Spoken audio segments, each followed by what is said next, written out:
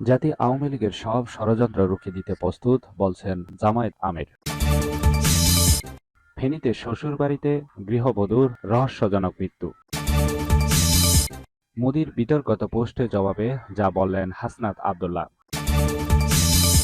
সর্বশেষ জানাবো, মাদকের হোম ডেলিভারি চক্রের মূল হোতা চন্দন রায় গ্রেপ্তার। এতক্ষণ শুনছিলেন শিরোনাম, এবার বিস্তারিত। নিয়মিত সংবাদ ভিডিও পেতে অবশ্যই চ্যানেলটি সাবস্ক্রাইব করে রাখুন এবং ফেসবুকে নিয়মিত সংবাদ ভিডিও পেতে চাইলে অবশ্যই পেজটি ফলো দিয়ে রাখবেন।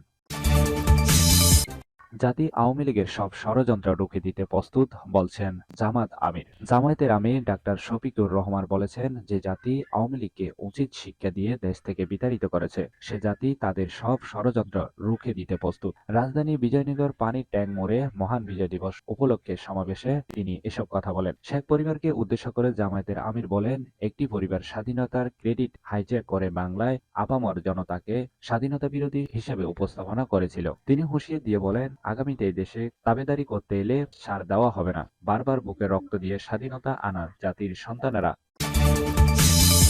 ফেনীতে শ্বশুরবাড়িতে গৃহবধূর রহস্যজনক মৃত্যু। ফেনীতে শ্বশুরবাড়িতে সাবিনা ইয়াসমিন নামের এক গৃহবধূ রহস্যজনক মৃত্যুর ঘটনা ঘটেছে। ফেনী সদর উপজেলায় সরস্বতী ইউনিয়নের চুচনা এলাকায় সদাগর বাড়িতে এই ঘটনা ঘটে। বিষয়টি নিশ্চিত করেছেন ফেনী মডেল থানার ওসি মর্ম সিংহ ত্রিপুরা। গৃহবধূর শ্বশুরবাড়ির লোকজনের দাবি, শাশুড়ির সঙ্গে ঝগড়া করে গলায় দড়ি দিয়ে আত্মহত্যা করেছেন সাবিনা। অন্যদিকে সাবিনা মায়ের দাবি, তার মেয়েকে নির্যাতন করে হত্যা করা হয়েছে। নিহত সাবিনা ইয়াসমিন সরস্বতীর চোচনা এলাকায় সৌদি প্রবাসী মহসিন উল্লাহের মামুনের স্ত্রী। তিনি ফুলগাজী উপজেলার মুন্সিরহাট ইউনিয়নের মোহাম্মদ আজমিরের মেয়ে। এই বিষয়ে ওসি মর্ম সিংহ ত্রিপুরা বলেন, পুলিশ মরদেহ উদ্ধার করে ফেনী জেনারেল হাসপাতালের মর্গে পাঠানো হয়েছে।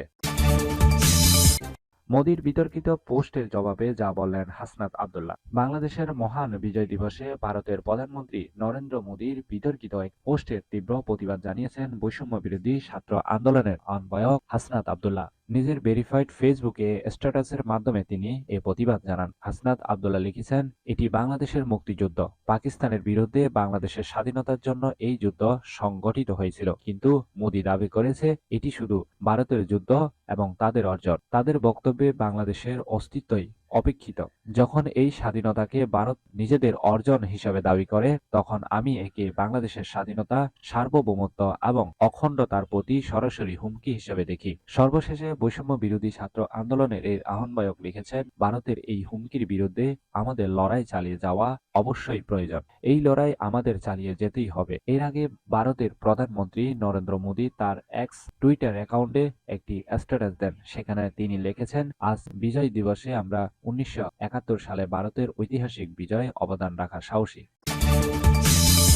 মাদকের হোম ডেলিভারি চক্রের মূল হোতা চন্দন রায় গ্রেপ্তার। রাজধানী ঢাকায় মাদকের হোম ডেলিভারি চক্রের অন্যতম মূল হোতা আইসের গডফাদার চন্দন রায় আইস সহ গ্রেপ্তার করেছে মাদকদ্রব্য নিয়ন্ত্রণ অধিদপ্তর। ডিএনসি ঢাকা মেট্রো কার্যালয় থেকে এক সংবাদ বিজ্ঞপ্তিতে এ তথ্য জানানো হয়। সংবাদ বিজ্ঞপ্তিতে বলা হয়, ডিএনসি দোমরা সার্কেলের একটি টিম রাজধানীর ওয়ারি এলাকা থেকে মাদকের হোম ডেলিভারি চক্রের অন্যতম হোতা ও মাদক আইসের গডফাদার চন্দন রায়কে 20 গ্রাম আইস সহ গ্রেপ্তার করেছে।